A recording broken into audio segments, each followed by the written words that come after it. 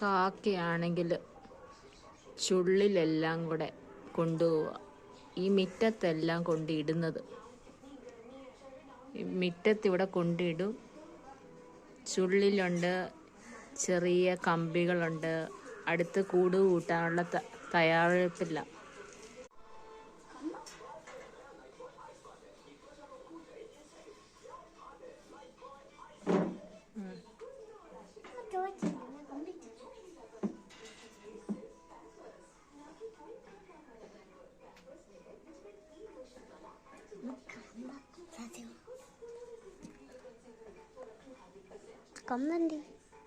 കമ്പ് അതിന്റെ ചുണ്ടിലുണ്ടടാ. കമ്പല്ല, അത് കമ്പിയാടാ. എന്താ കമ്പി? മറ്റേ നീ എനിക്ക് എടുത്തോണ്ട് തരുത്ത കമ്പി.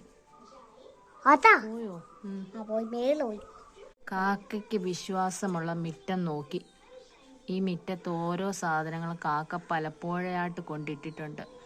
കമ്പികളെ, വലിയ കമ്പി, ചെറിയ കമ്പി, അതായത് ഓരോ പ്രാവശ്യം അത് എഴുതണ്ട.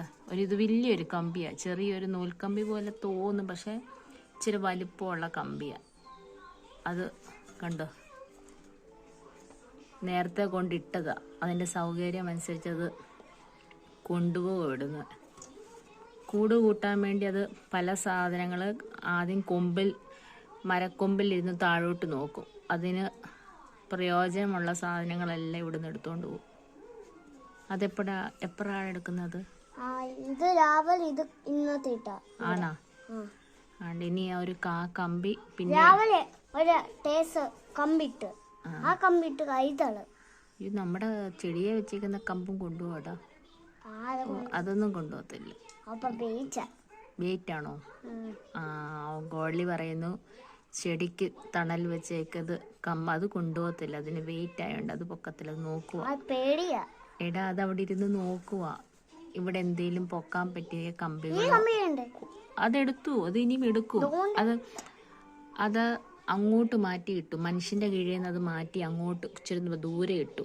എന്നാലല്ലേ എടുത്തോണ്ട് പോകാൻ പറ്റത്തുള്ളൂ. മനുഷ്യന്റെ അടുത്തിരുന്നാൽ അതങ്ങനെ എടുക്കാൻ പറ്റുന്നത്.